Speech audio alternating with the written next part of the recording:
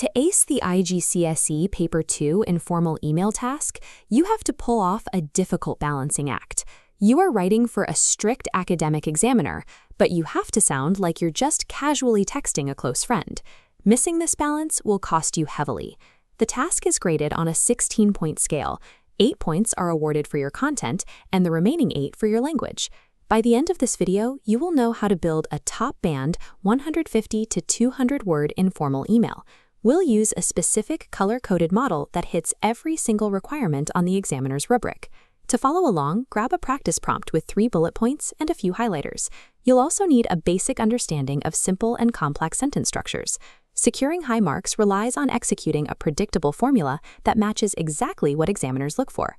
Step 1 begins before you write a single word. You have to decode the exam prompt.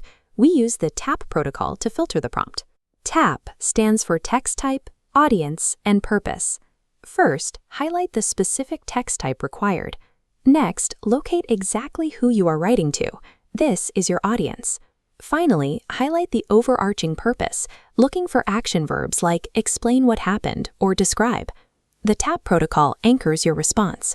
Without it, you risk writing a generic summary rather than the specific letter or speech the examiner is grading.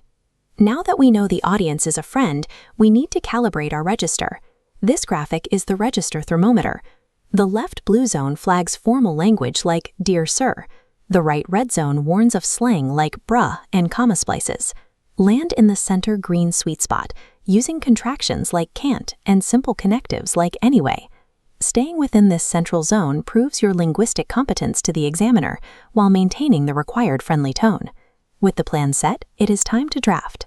We start by building the opening and closing brackets of the email. A friendly greeting like, "Hey Sarah, how's tricks?" and a casual sign-off like, "Catch you later," instantly establish the correct tone. Between those brackets, you must follow a rigid structural rule. Write exactly 3 short paragraphs. Each paragraph directly corresponds to one of the prompt's 3 bullet points. Within each paragraph, develop your ideas using a deliberate mix of simple and complex sentence structures. To simulate a two-way conversation, use interrogatives. Ask your fictional reader a direct question, like, "What would you have done?" Adhering strictly to this 3-paragraph structure ensures you cover every bullet point. This secures your full 8 points for content before the examiner even begins to assess your advanced vocabulary. Step 3 is the revision phase. Here, we focus strictly on upgrading your vocabulary to capture those remaining 8 language marks.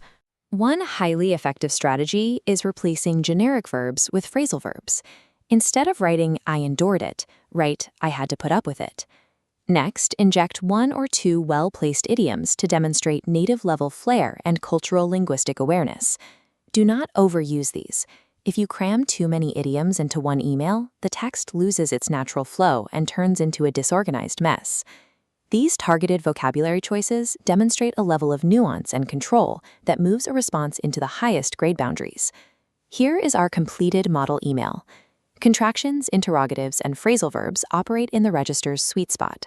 You also see the winning structural elements, the friendly opening, casual sign-off, and 3 distinct middle paragraphs checking off the prompt's original requirements. You have just built an email that balances tone and register, satisfying both the content and language requirements of the rubric. To apply this framework to your own writing, visit study-buddy.tech. There, you can use our diagnostic tools to test your vocabulary and see exactly where your sentence structures can improve. Success in Paper 2 is a result of applying structural tools and linguistic rules.